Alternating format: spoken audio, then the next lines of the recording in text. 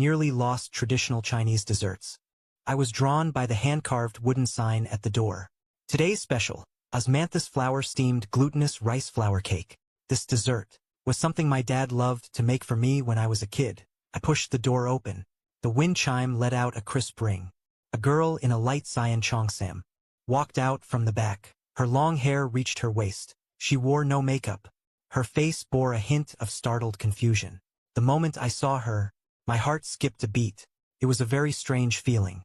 She wasn't as stunningly beautiful as Xiao Wanqing, but she was like a clear spring, pure and clean. It gave people a sense of peace just by looking at it. "Do you still have the osmanthus sugar-steamed chestnut cake?" I asked, opening my mouth. My voice sounded a bit hoarse. The girl was stunned for a moment. Then she revealed a gentle smile, like a spring breeze brushing across a lake. Rippling rings of waves. "Yes, we do. Please have a seat. I'll go get it for you right away." Her voice was also very pleasant, soft and sweet. I found a seat by the window and sat down. Soon, she came over carrying a plate of delicate pastries, walked over, and placed them in front of me. The chestnut cakes were shaped like small plum blossoms, topped with crystal-clear osmanthus sugar, exuding a tempting sweet fragrance. I picked up a piece and put it in my mouth. This is the taste. Exactly the same as my dad used to make. A warm current surged from the bottom of my heart. My eyes actually became a little moist. "How is it? Is it good?" The girl sat down across from me, resting her chin on her hands, looking at me with eager anticipation. I exclaimed sincerely, "Tastes exactly like my dad's." "Really?" Her eyes lit up. The recipe for this dessert was passed down from my grandmother. She said very few people still make it nowadays. "Your grandmother must have been an amazing person." She puffed out her little chest proudly. "Yeah. My name is Xin Yuchu. This shop is mine. What about you?" "My name is Ning Yi." We chatted like old friends, talked on. That's when I learned she came from a family with a long culinary tradition. Her ancestors were imperial chefs. She had grown up immersed in these traditional crafts. She didn't like the 9-to-5 grind of big companies, so she opened this little shop herself, just wanting to pass on these beautiful flavors. Her values turned out to be strikingly similar to mine. We both love a slow-paced life, and share an almost stubborn passion for traditional culture.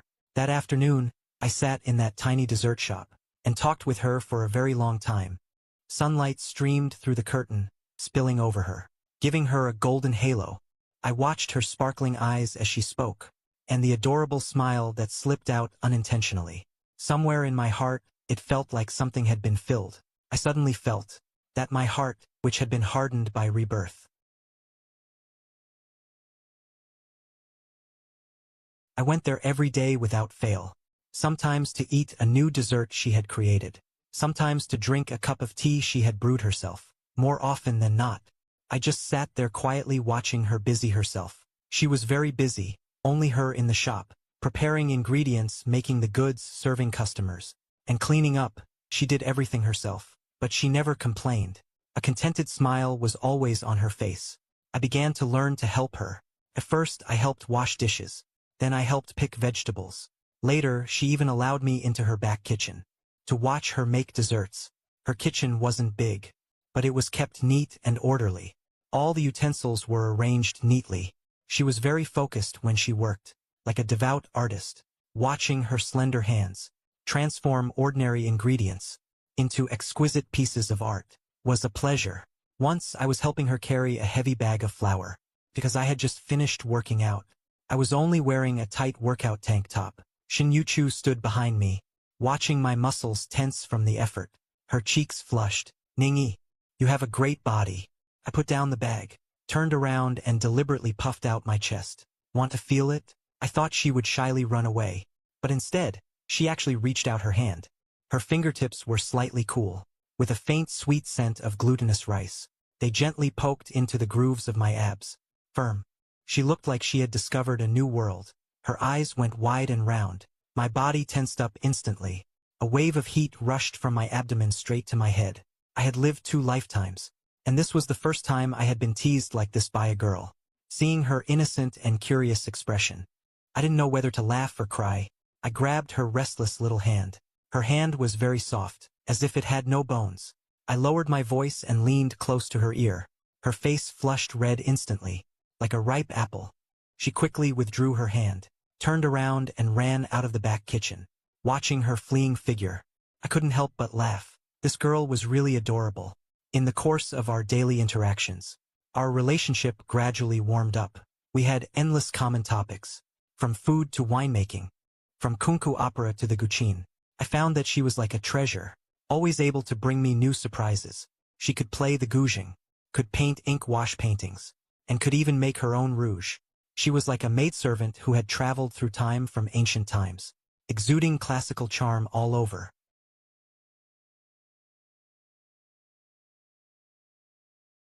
I started looking forward to seeing her every day, to seeing her smile, to bantering with her, to those little unconscious movements she made. I even began to think, if in the days to come, I had her by my side every day, that wouldn't be so bad. I gave her dessert shop, a special name, called My Jade Kitchen, and she gave me a nickname, called the Lying Down Landlord. She said I do nothing all day, just come here to collect rent, and take all the best desserts that she makes. I know that between us, there's just one thin layer of paper, and what broke through that layer was an accident. That day, a rich second-generation guy in a sports car came to the shop and fell for Shin Yu-chu at first sight. He was slick and oily with flippant words. Right away he tried to buy out the whole shop and have Shin Yu-chu accompany him.